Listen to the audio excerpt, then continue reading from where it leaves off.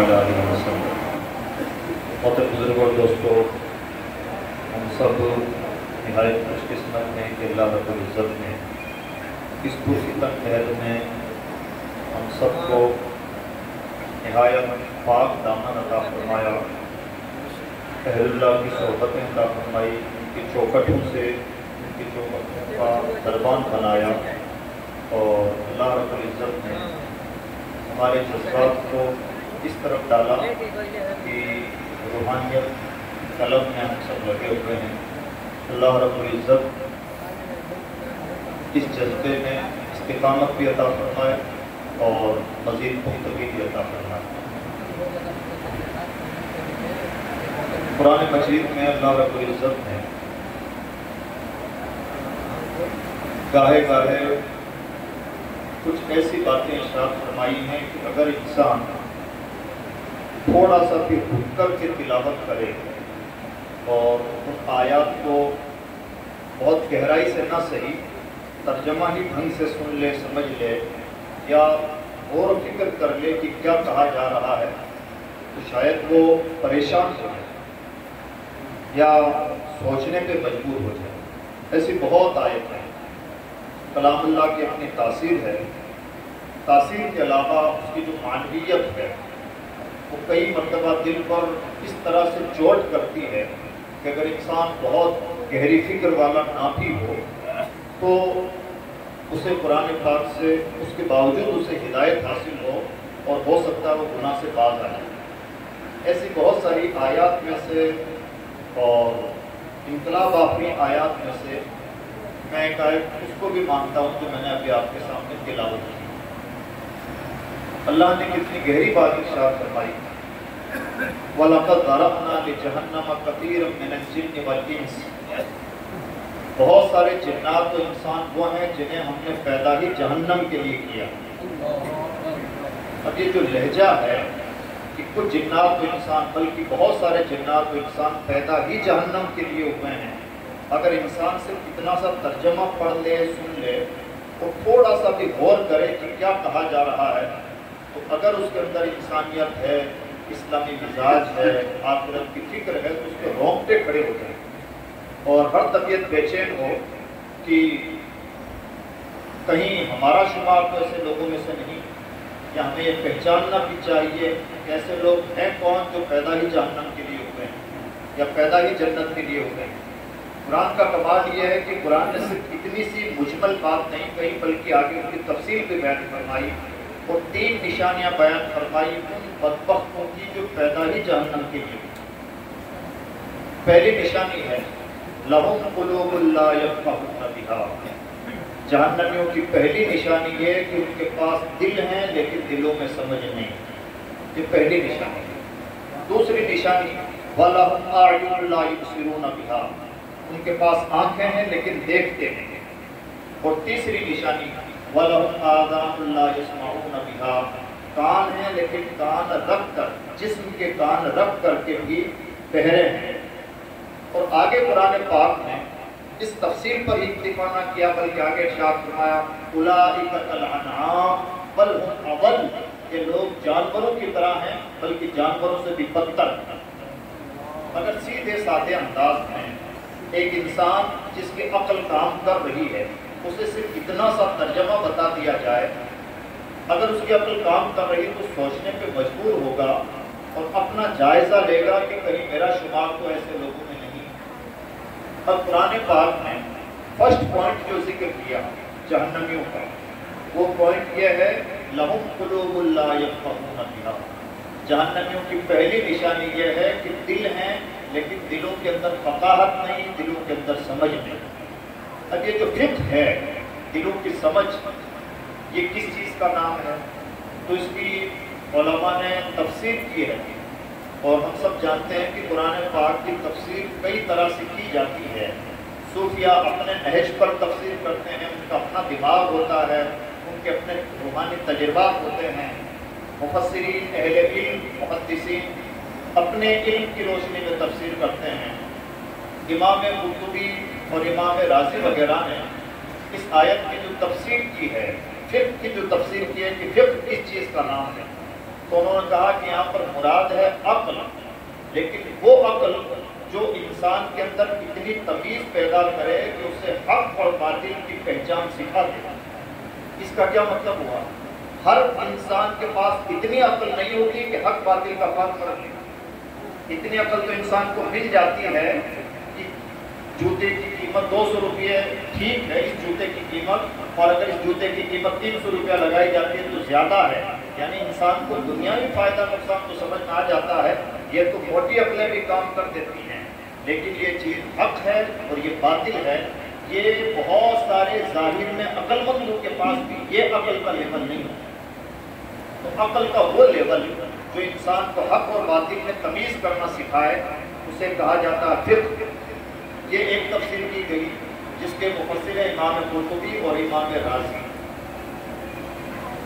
علماء فقہ نے یعنی فقہائے کرام نے اس آیت کریمہ سے جو استناد کیا، استنباط کیا، وہ یہ بھی ہے کہ فقہ سے یہاں پر فقہ شرعی مراد ہے، یعنی اسلامک لا، جس کو ہم شریعت بولتے ہیں، قانون بولتے ہیں، فقہ بولتے ہیں، وہ بھی مراد ہے۔ لیکن کمال کی بات یہ ہے کہ جس کو ہم شریعت کہتے ہیں، فقہ کہتے ہیں، وہ کیا ہے؟ اس کی تفسیر حضرت سیدنا امام اعظم رحمۃ اللہ تعالیٰ علیہ نے جو تفسیر کی ہے وہ تفسیر کمال کی تفسیر۔ فقہ کس چیز کا نام ہے؟ امام صاحب نے اس کی جو تفسیر فرمائی وہ ایک ایسی تفسیر ہے جو حدیث کی شروعات میں بھی فٹ بیٹھتی ہے، قرآن پاک کی آیات پر بھی فٹ بیٹھتی ہے، اور اس بات کی غمازی بھی کرتی ہے کہ امام اعظم صرف فقہ کے امام اعظم نہیں، روحانیت کے بھی امام اعظم ہیں۔ امام اعظم فرماتے ہیں فقہ معرفت نفس کا نام ہے، جس سے انسان کو یہ سلیقہ پیدا ہو کہ اس کے فوائد کس چیز میں مضمر ہیں اور نقصانات کن چیزوں میں مضمر ہیں۔ یعنی امام اعظم کے مطابق شریعت، فقہ، اسلامک لا اس چیز کا نام ہے کہ بندے کے اندر یہ تمیز پیدا ہو جائے کہ اپنے نفس کو بندہ اتنا پہچاننے لگ جائے کہ اسے بھلائی اور برائی سمجھ میں آنے لگ جائے۔ امام اعظم کی جو تفسیر ہے، یہ تفسیر جہاں اسلامک فقہ اور علمی طور پر یہ فٹ بیٹھتی ہے، ویسے ہی اس مجمع کے لیے بھی بہت فٹ بیٹھتی ہے۔ معرفت نفس کا نام ہے، فقہ معرفت نفس کا نام ہے۔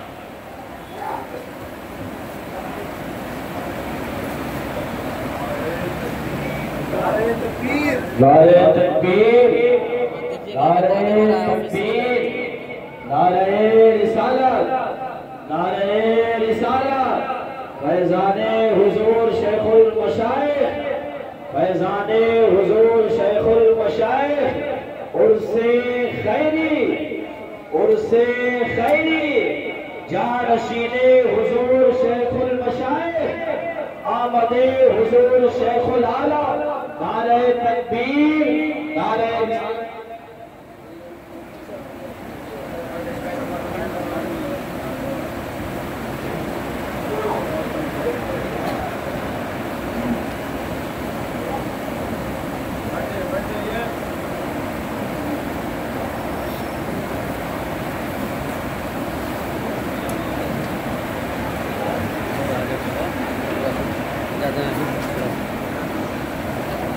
درود شریف پڑھیں۔ اللہم صلی وسلم وبارک علی سیدنا شفیعنا و نبینا و حبیبنا و مولانا محمد صلی اللہ علیہ وسلم۔ تو یہ دوست، امام اعظم رحمۃ اللہ تعالی علیہ نے فقہ کی جو تفسیر بیان فرمائی اور فقہ کا جو مفہوم بیان فرمایا، وہ جہاں فقہائے کرام کے مسلک پر اور ان کی اصطلاحات پر فٹ بیٹھتا ہے، وہیں پر اہل تصوف کے یہاں بھی فٹ بیٹھتا ہے، اور معرفت نفس کا نام ہے۔ یعنی انسان کو یہ ادراک حاصل ہو جائے کہ کن چیزوں میں آخرت کا فائدہ وابستہ ہے اور کن چیزوں سے آخرت کا نقصان وابستہ ہے، یہ جس کے اندر سمجھ بوجھ پیدا ہو جائے وہی دراصل فقیہ ہے۔ اور حضور نبی اکرم صلی اللہ علیہ وسلم نے جو ہمیں شعور عطا فرمایا، اس شعور کے مطابق اسی چیز کا نام تصوف ہے، اسی چیز کا نام روحانیت ہے، یہی کامیابی کی جڑ ہے۔ قرآن مقدس پہ جب ہم غور و فکر کرتے ہیں تو قرآن پاک میں بار بار جس چیز پر چوٹ کی ہے اور جسے معیار قرار دیا ہے وہ انسان کا دل ہے، چاہے وہ گمراہی کا مقام ہو چاہے وہ ہدایت کا مقام ہو، ہر موڑ پر انسان کے لیے سب سے بلند و برتر جو حیثیت انسان کے جسم میں جو چیز رکھتی ہے اس کا دل ہے۔ اور حدیث پاک کے مطابق مشہور ترین حدیث فرماتے ہیں جسم کے اندر گوشت کا ایک لوتھڑا ایسا ہے، وہ سنورا تو سب ٹھیک اور وہ بگڑ گیا تو سب بگڑ گیا، یعنی سب کچھ گیم اسی پر نربھر کرتا ہے، اور ٹکڑے کا نام ہے دل۔ اور یہ اتنا نازک ہے، اس کی عدلی بدلی اتنی تیزی کے ساتھ ہوتی ہے کہ حضور نبی اکرم صلی اللہ علیہ وسلم دعا فرمایا کرتے تھے، اے دلوں کو بدل دینے والے میرے دل کو اپنے دین پر استقامت نصیب فرمانا۔ صحابہ کرام نے سوال کیا، رسول اللہ کیا آپ کا دل بھی بدل سکتا ہے؟ تو فرماتے ہیں دل اشاروں کی زبان میں پیغمبر کی عادت ہے بات کرنے کی، انگلیوں سے اشارہ فرمایا کہ ہمارے دل اللہ کی دست قدرت میں انگلیوں کے بیچ میں یوں ہیں، جسے چاہے یوں اشارہ فرمائے جسے چاہے یوں اشارہ فرمائے، یعنی یوں اشارہ ہوا تو جہنمی، یوں اشارہ ہوا تو جنت۔ دلوں کا بدلنا بہت جلدی ہوتا ہے، اور اللہ رب العزت کی بارگاہ میں ہم سب کو دعا گو رہنا چاہیے کہ پروردگار ہمارے دلوں کو شریعت مطہرہ پر استقامت عطا فرمائے، روحانیت پر استقامت عطا فرمائے، اور اس پرفتن عہد میں ہمارے دل فکروں کی طرف مائل نہ ہو۔ قرآن پاک میں جہاں یہ جو بات کہی گئی یہ اہل کفر کے بارے میں کہی گئی، ازلی بدبختوں کے بارے میں کہی گئی، منافقوں کی جب قرآن پاک نے بات کی تو اس وقت بھی یہی بات ارشاد فرمائی، اور اللہ نے ارشاد فرمایا فی قلوبہم مرض، منافقوں کے دلوں میں بیماری ہے، یعنی اصل بیماری قرآن پاک نے یوں بھی کہا صم بکم عمی فہم لا یرجعون، گونگے اندھے بہرے ہیں لیکن یہ سب فروع ہیں، اصل یہ ہے کہ فی قلوبہم مرض، ان کے دلوں میں بیماری ہے۔ جب دل میں بیماری ہوتی ہے تو انسان سنی انسنی کر دیتا ہے، دیکھی اندیکھی کر دیتا ہے، اور جانتے بوجھتے سمجھدار نظر آنے والا انسان بھی یہاں پر آ کے بے وقوف بن جاتا ہے۔ اور یہ چند مرحلوں پر ڈیپینڈ نہیں کرتا۔ ہم دیکھتے ہیں کہ مارکیٹ میں بڑا ہوشیار سمجھا جانے والا انسان اور ٹھیک بزنس مائنڈ انسان جب مذہب کے دائرے میں آتا ہے تو کئی مرتبہ ایسی بیوقوفیاں کرنے لگتا ہے کہ ہمیں افسوس ہوتا ہے کہ اتنا سمجھدار آدمی اتنی موٹی سی بات بھی نہ سمجھ سکا۔ یہی کہانی یہاں پر ہوتی ہے، کئی مرتبہ شریعت کی بہت باریکیوں کو گہرائی سے سمجھنے والا یہاں پر تصوف کی دنیا میں آ کر کچھ ایسے کام کرنے لگتا ہے کہ اس وقت عقل کو حیرت ہوتی ہے کہ اتنا بڑا سمجھدار عالم فقیہ انسان کیا اتنی موٹی سی بات بھی نہ سمجھ سکا۔ بات دراصل یہ ہے کہ اللہ رب العزت جسے یہ نعمت عطا فرما دے اسی کو عطا فرماتا ہے۔ اسی لیے حدیث پاک میں ارشاد فرمایا من یرید اللہ بہ خیرا یفقہہ فی الدین، اللہ جس کا بھلا فرمانا چاہتا ہے اسے دین کی فقاہت عطا فرماتا ہے، اسے یہ سمجھ عطا فرماتا ہے۔ یہ سمجھ اللہ کے مراد ہونے کی نشانی ہے۔ اگر کسی کو یہ سمجھ حاصل ہو جائے تو گویا وہ بندہ اللہ کی مراد ہے۔ من یرید اللہ بہ خیرا، اللہ چاہتا ہے کہ اسے خیر عطا فرمائے، اور اللہ رب العزت اس کا بھلا فرمانا چاہتا ہے۔ قرآن پاک میں کفر کے سلسلے میں دل کا ذکر کیا، منافقت کے سلسلے میں دل کا ذکر فرمایا، حساب و کتاب کے میدان میں دل کا ذکر ہوا، بلکہ ایک موقع پر کتنی نزاکت کے ساتھ اللہ کی کتاب نے بات کی کہ جہنم کی جو آگ ہوگی، جہنم کی آگ جو انسان کے جسم پر اٹیک کرے گی تو اس کا بھی پہلا نشانہ انسان کا دل ہوگا۔ التی تطلع علی الافئدہ، جہنم کی آگ وہ ہے کہ دلوں پہ چڑھ جاتی ہے۔ یعنی قرآن پاک نے بار بار جس چیز کی تاکید کی ہے، جہاں پر آپ کے چوٹ کی ہے، ایک موقع پر اللہ رب العزت نے ارشاد فرمایا آنکھیں اندھی نہیں ہوتی وَلَٰكِن تَعْمَى الْقُلُوبُ الَّتِي هِيَ فِي الصُّدُورِ او كما قال تعالیٰ، آنکھیں اندھی نہیں ہوتی بلکہ وہ دل اندھے ہو جاتے ہیں جو سینوں میں چھپے ہوتے ہیں۔ اندھیارا پن ہے تو دل کا، اندھا پن ہے تو دل کا، زندگی ہے تو دل کی، مردنی ہے تو دل کی، جنتی ہے تو دل ہے، اور جہنمی ہے تو دل۔ اس لیے عزیز دوست، اور حدیث پاک کے مطابق واضح طور پر فرما دیا گیا، فیصلہ ہی کر دیا گیا کہ یہ ثمرہ تو سب ٹھیک اور یہ بگڑا تو سب بگڑ گیا۔ اس لیے اس پر سب سے زیادہ فوکس کرنے کی ضرورت ہے۔ آج کا عہد ہم سے اس بات کا شدت کے ساتھ تقاضا کرتا ہے کہ ہم سب لوگ ان چیزوں کو بہت سیریسلی لیں۔ آج پرفتن عہد ہونے کی وجہ سے روحانیت اور زیادہ گراں ہو گئی، روحانیت دنیا کی اور بڑی ضرورت بن چکی ہے۔ ایسے میں نہایت ضروری ہو جاتا ہے کہ جنہیں بھی اللہ رب العزت نے کسی منزل تک پہنچایا ہے، کسی صاحب دل کے قدموں تک پہنچایا ہے، کسی چوکھڑ تک پہنچایا ہے، یا یہ شعور بیدار ہوا ہے کہ وہ روحانیت کی طلب میں لگے، ایسے تمام لوگوں کی ذمہ داری بنتی ہے کہ وہ اپنے آپ کو اس میدان کا ماہر ترین انسان بنا کر اللہ کی مخلوق کی حاجت روائی کریں۔ بالکل اسی نہج سے جس طرح سے ہم سب کے بابا و بنجا حضرت مجدد پاک علیہ رحمہ نے کام کیا تھا، جگہ جگہ اپنے خلفاء نامزد فرمائے، اپنے خلفاء کو بھیجا، اور ایک کو نہیں، ایک کے بعد ایک کو بھیجا۔ جیسے برہان پور کی سرزمین ہے، وہاں پر حضرت میر نعمان تھے، حضرت خواجہ ہاشم کشمی تھے، ایک چلے گئے تو دوسرے کو بھیجا، دوسرا چلا گیا تو تیسرے کو بھیجا۔ اور ان خلفاء نے بھی ایک طریقہ اپنایا کہ انہوں نے اپنے جن کو بھی انہوں نے محسوس کیا کہ روحانیت کے لیے کارآمد ہیں، انہیں مجدد پاک کی بارگاہ میں بھیجا، وہاں سے تربیت دلوائی، اور پھر کسی میدان کا غازی بنا کے انہیں اتارا۔ اس طرح سے بھارت کی سرزمین میں انقلاب پکا ہوا ہے۔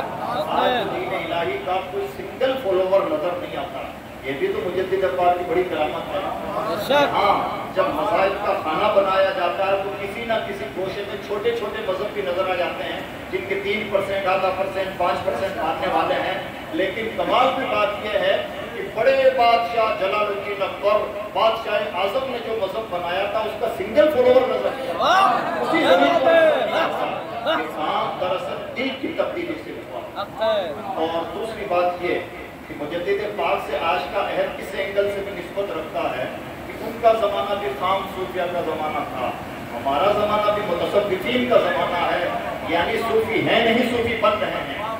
صوفی میوزک ہے، صوفی قوالی ہے، صوفی گارڈن ہے، صوفی یونیورسٹی ہے، تصوف ایسے سبجیکٹ پڑھایا جا رہا ہے، بڑی لیبیں ہو رہی ہے، وحدت الوجود وحدت الشہود کے فلسفے وہ بگاڑ رہے ہیں جن بیچاروں کو یہ بھی نہیں معلوم کہ دل کدھر سے شروع ہوتا ہے اور کہاں ختم ہو جاتا ہے۔ ایسے میں ہماری ذمہ داری بنتی ہے کہ ہم تمام فلسفوں سے اوپر اٹھ کر اگر اللہ رب العزت نے کوئی نعمت عطا فرمائی ہے تو اس نعمت سے کشید کریں اور اللہ کی مخلوق تک پہنچائیں۔ یہ بہترین خدمت ہوتی ہے اللہ کی مخلوق۔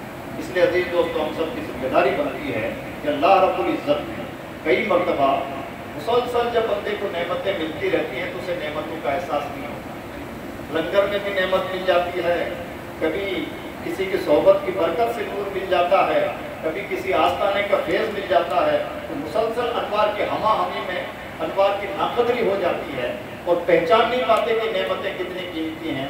لیکن سچائی یہ ہے کہ یہاں سے مستعار کی ہوئی ایک ایک چیز دنیا کی بہت بڑی ضرورت ہے۔ آج دنیا میں 2 میجر پرابلمس ہیں۔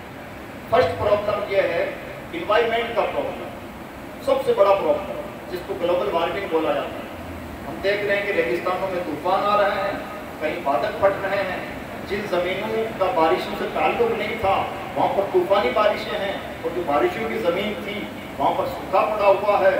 گرمی کا پارا 55 ڈگری تک پہنچ رہا ہے، 70 ڈگری پہ کھانا تیار ہوتا ہے، 55 ڈگری پہ گرمی پہنچ رہی ہے۔ یہ معمولی کیس نہیں ہے، دنیا چکرائی ہوئی ہے کہ یہ ہو کیا رہا ہے۔ دنیا اپنی کوتاہیوں کا جلدی سے اعتراف نہیں کرتی، اپنی کوتاہیوں پر ناکامیوں پر پردہ ڈالا کرتی ہے، لیکن یہ دنیا کا بہت بڑا پرابلم ہے۔ یہ ہے ایکسٹرنل پرابلم، باہر کا پرابلم۔ اندر کا پرابلم یہ ہے کہ دل مطمئن، اسٹریس سب سے زیادہ ہے، اور آج وہ ان ڈاکٹرز کے پاس سب سے زیادہ بھیڑ لگی رہتی ہے جو ڈاکٹرز اسٹریس کا علاج کرتے ہیں، ٹینشن کا علاج کرتے ہیں۔ کمال کی بات یہ ہے کہ اب بھی لوگ ڈاکٹروں سے ہی علاج کروانا چاہ رہے ہیں، یعنی زخم ہے اور بجائے اس کے کہ زخم کا علاج کریں شراب پی رہے ہیں۔ زخم کا غم ہلکا کرنے کے لیے جس طرح سے شراب پینے سے زخم کا علاج نہیں ہوگا، بلکہ جب بھی شراب کا نشہ اترے گا تو ایک بیماری بڑھ چکی ہوگی، اسی طرح سے جب ان ناکارہ ڈاکٹر سے اسٹریس کا علاج تلاش کیا جائے گا، اسٹریس کم ہونے والا نہیں ہے، اور زیادہ بڑھ چکا ہوگا۔ اسٹریس کم کس سے ہوتا ہے؟ قرآن نے پھر یہاں پر دل کی بات کی، الا بذکر اللہ تطمئن القلوب۔ اللہ کا لفظ الا خبردار تاکید کے ساتھ، یہ موقع نارمل موقع تھا۔ قرآن پاک یوں ہی تو تاکید نہیں بیان کرتا، بات تو سیدھی سادھی تھی، سادہ انداز میں کہی جانے والی تھی کہ اللہ کا ذکر کرنے سے دلوں کو سکون ملتا ہے۔ لیکن اللہ کی کتاب نے اسے تاکید کے ساتھ بیان فرمایا، الا بذکر اللہ، سن لو، کان کھول کے سن لو، توجہ کے ساتھ یہ بات نوٹ کرو کہ اللہ کے ذکر سے دلوں کو سکون ملتا ہے۔ آج دنیا کو یہی بات بتانے کی، جتانے کی، پاور کروانے کی اور پریکٹیکل کروانے کی ضرورت ہے، اور یہ کام اگر کوئی کروا سکتا ہے ایسے فقیر لوگ ہی کروا سکتے ہیں۔ اب دنیا کے پاس لیدے ہے، چینی گولیاں ہیں، دنیا کے پاس چرب زبانیاں ہیں، لیکن دنیا ان سب سے بھی تھک ہار چکی ہے۔ کسی زمانے میں غربت پرابلم ہوتی تھی، بھوکمری پرابلم تھا، اور آج کی دنیا میں زیادہ کھانا پرابلم ہو چکا ہے۔ کسی دور میں جہالت پرابلم ہوا کرتا تھا، آج فلسفے بدھاننا پرابلم ہو چکا ہے۔ دنیا پھر ریئل دنیا کی طرف آنا چاہتی ہے، اور ریئلٹی تصوف ہی ہے۔ یعنی جس طرح سے بھوکمری سے دنیا اٹھی تو اتنی تیزی کے ساتھ اٹھی کہ کھانے والے جان بن گئے ہیں۔ اب دنیا سادہ کھانا کھانا چاہتی ہے، سیدھے سادے مکانوں میں رہنا چاہتی ہے، شہروں سے گاؤں کی طرف لوٹنا چاہتی ہے۔ یہی تو ہماری طبیعت چاہتی ہے۔ طبیعت بہت مادیت میں رہی، اب طبیعت چاہتی ہے کہ اصل وطن کی طرف لوٹے، اصل چیزوں کی طرف لوٹے، اور وہ صرف تصوف ہے، وہ صرف روحانیت ہے، وہ صرف درد کی دوا تلاش کرنا ہے۔ اس لیے ہم سب کی ذمہ داریاں دو چند ہو جاتی ہیں۔ ہمارا کام یہ نہیں ہے کہ ہم یہاں پر صرف کتابی تصوف پر عبور حاصل کریں، بلکہ ہماری بڑی ذمہ داری یہ بنتی ہے کہ اگر اللہ رب العزت نے کتابی تصوف کے بھی پرفتن عہد میں ہمیں عملی تصوف کے سلسلے عطا فرمائے ہیں تو اس کو زیادہ سے زیادہ فروغ دینے کی کوشش کریں۔ اللہ رب العزت کی بارگاہ میں دعا ہے کہ پروردگار ہمیں شعور بھی عطا فرمائے اور حضور مرشد کریم کے صدقہ کی یہ توفیق بھی عطا فرمائے۔ لا الہ الا اللہ محمد رسول اللہ۔ السلام علیکم ورحمۃ اللہ وبرکاتہ۔